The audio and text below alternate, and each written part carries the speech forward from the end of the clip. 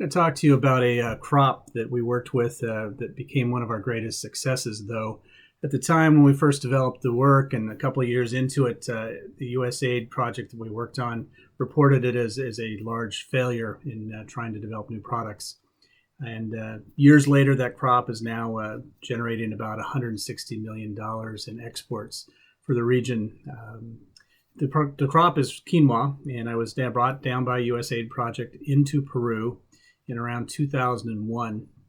And in my studies and doing the SWOT analysis and trying to determine what their capabilities were and what the potential was, I met a local lady who came out, indigenous, Quechua-speaking native, who came out, and out of her box that she brought with her, she pulled a number of seeds, and she was looking through the seeds and talking about them.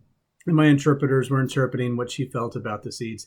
And then she came across this one seed, and it was red, kind of a mahogany color. And quinoa is a tan, very light color, kind of bland-looking product. And it's a gluten-free grain that's consumed in the U.S. at the time, was primarily consumed by celiacs, people that have gluten intolerance. So it had a market here, but it wasn't huge. When she pulled out this red quinoa, the fireworks went off in my head because I saw the potential for this red product to sit on the dish next to a protein. And quinoa is a high protein. It's a great amino acid balance. So it's a great healthy food, but typically you'll have a steak or a seafood or some other protein, and next to it you'll have a starch product, rice or potatoes or couscous. This was a protein, and rice, potatoes, and couscous are all kind of bland in color.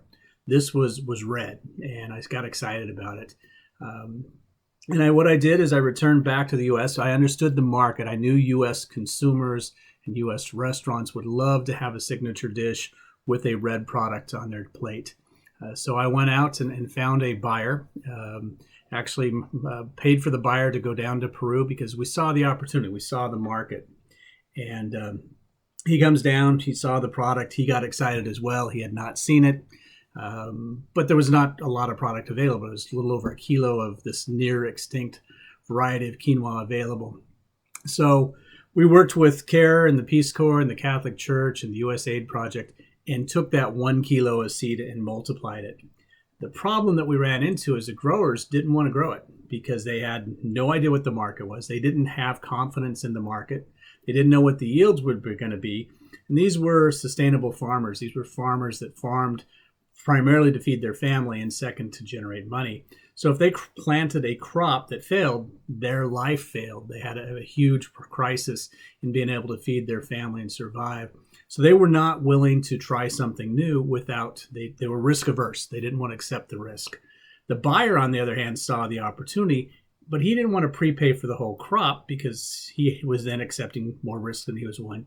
So we worked out a deal where the buyer was able to front and prepay for 50% of a 72 metric ton order.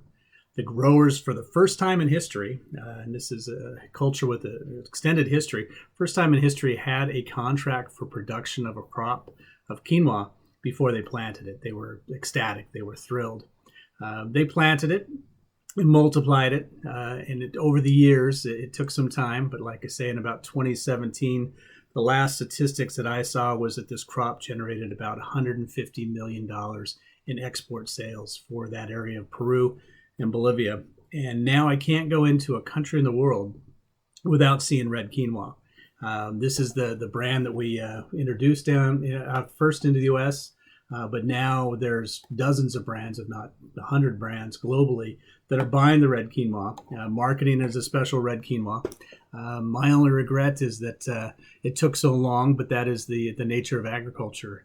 It doesn't happen overnight. And the vision of being able to say, we know the markets, we know people will buy this product because we've studied the market, we know the cost, we know the consumer preferences, so we know that the opportunity is there.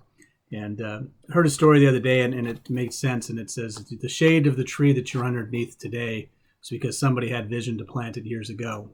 Agriculture takes time. Developing crops takes time. But if you know what the market is, if you know what the potential is, you have the confidence to accept the risk and go forward.